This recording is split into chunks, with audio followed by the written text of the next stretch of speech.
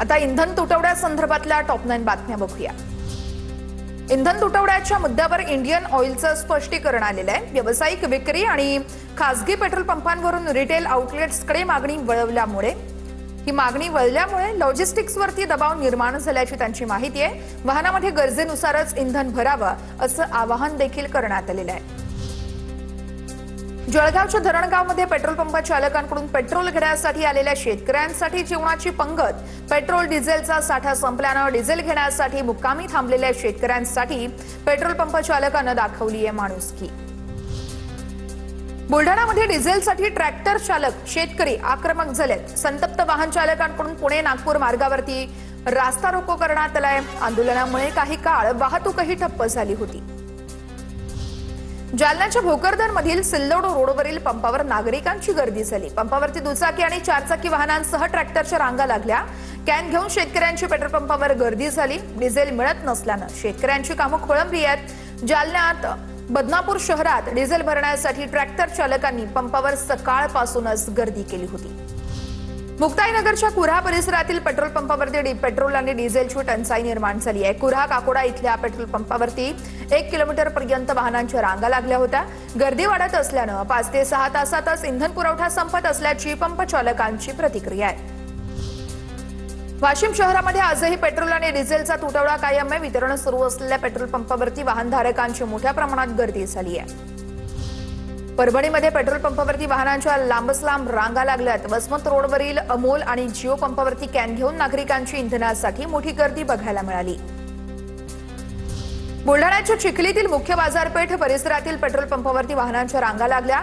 वाहन चालकांनी पंपावरच्या रांगेतच रात्र काढली। सकाळी देखील वाहनांची 1 ते 1.5 किलोमीटर पर्यंत रांग लागली होती।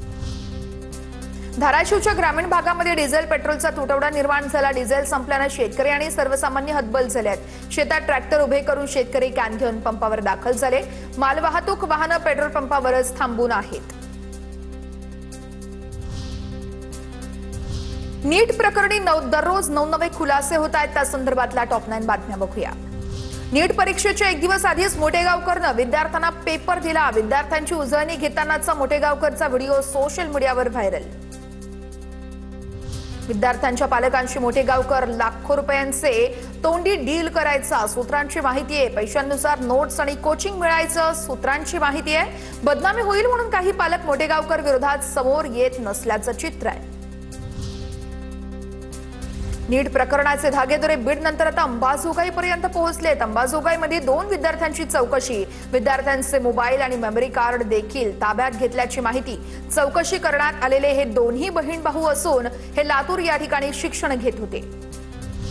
नीटची प्रश्नपत्रिका पुण्यातूनच राजस्थानपर्यंत पोहोचल्याचे सीबीआयच्या तपासात उघडकीस आलंय। पुण्यातील आरोपींकडून टेलिग्रामच्या माध्यमातून पीडीएफ फाईल्स गुरुग्राम मार्गे राजस्थानमधील विद्यार्थ्यांपर्यंत पोहोचवण्यात आल्याचं समोर 150 प्रश्नांसाठी 10 लाख रुपयांचा व्यवहार झाल्याचं तपासात निष्पन्न झालंय। कॉपीवाले मेडिकलमध्ये गेले, हुशार मुलं मागे राहिली। लातूर पॅटर्नवरती आष्टीचे माजी आमदार भीमराव धोंडेंचा घणाघात। लातूरमध्ये पेपरफुटीचा खेळ 15 वर्षांपासून सुरू असावा असाही संशय व्यक्त।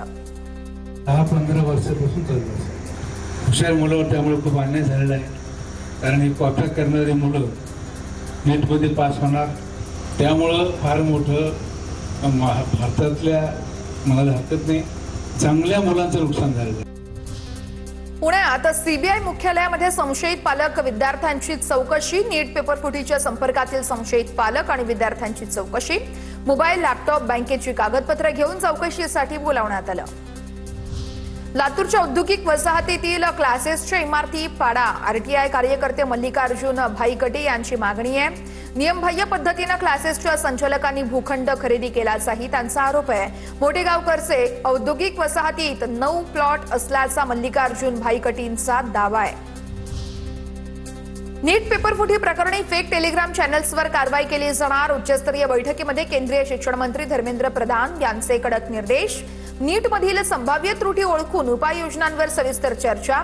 सोशल मीडियावरती पसरवल्या जाणाऱ्या अफवांसंदर्भात चिंता व्यक्त। नीट परीक्षेच्या गोंधळाचा राज्यभरातील इंजिनिअरिंग फार्मसी अभ्यासक्रमांवर मोठा परिणाम. नीट पुनर्परीक्षा होऊन गुण जाहीर होत नाही तोपर्यंत MHT CET प्रवेश प्रक्रिया रखडणार. आणि आता पाहणार आहोत टॉप 9 मोठ्या बातम्या. कांदा उत्पादक शेतकरी आता तिहेरी संकटात सापडले आहेत. आखाती देशांमधील युद्धामुळे कांदा निर्यात ठप्प झाली आहे. व्यापारी असोसिएशन सोमवारपासून लिलावात सहभागी होणार नाहीये. नाशिकमध्ये सुचितानगर परिसरात मोठी घरफोडी करत 25 लाखांची रोकड आणि 15 तोळ सोनं लंपास झालंय. दीपांश अपार्टमेंट मधील फ्लॅटमध्ये पहाटे 5:30च्या सुमारास 3 अज्ञात चोरट्यांनी प्रवेश केला. घरातील सदस्य हॉटेलमध्ये गेल्याची संधी साधून चोरट्यांनी डल्ला मारला. मुंबई नाका पोलिसात या प्रकरणी गुन्हा दाखल झालेला आहे. राज्य राखीव पोलीस दलातील पेपरफुटी प्रकरण युनिटचा समादेशक तुषार पाटील मुख्य दोषी असल्याचं समोर आहे. पोलीस महासंचालकांना पाठवला अहवाल, सूत्रांची माहिती आहे. जळगावच्या सराफा बाजारात सोनं चांदीच्या दरात मोठी वाढ झाली आहे. सोन्याच्या दरात 1,000ची तर चांदीच्या दरात 2,000ची वाढ झाली आहे. GST सह सोन्याचे दर 1,62,225 रुपयांवर पोहोचले. आंतरराष्ट्रीय बाजारात कच्च्या तेलाच्या किमतीत घसरण झाली आहे. क्रूड ऑइलची किंमत $105 प्रति बॅरलवर पोहोचली आहे. भारतीय शेअर बाजारावरती सकारात्मक परिणाम होण्याची शक्यता आहे. युद्ध थांबवण्यासाठीच्या ठरावाला अमेरिकन सिनेटची प्राथमिक मंजुरी आहे. इराण विरोधातील युद्ध थांबवण्याच्या दृष्टीनं अमेरिकेचं महत्त्वाचं पाऊल आहे. डेमोक्रॅटिक पक्षाच्या पुढाकारानं सुरू असलेल्या प्रयत्नांना अखेर यश मिळालंय. अमेरिकन इराणच्या युद्धादरम्यान 5 मुख्य मुद्द्यांवरून आता मतभेद कायम आहेत. होर्मुझची सामुद्रधुनी यासह अणु कार्यक्रम, आर्थिक निर्बंध आणि नुकसान भरपाईच्या मुद्द्यावरून मतभेद आहेत. शांतता करारासाठी या 5 अटींवरून डेडलॉक असल्याचं समोर.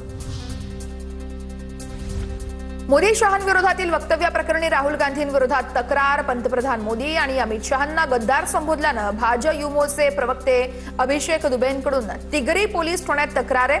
राहुल गांधींविरोधात गुन्हा दाखल करण्याची मागणी आहे.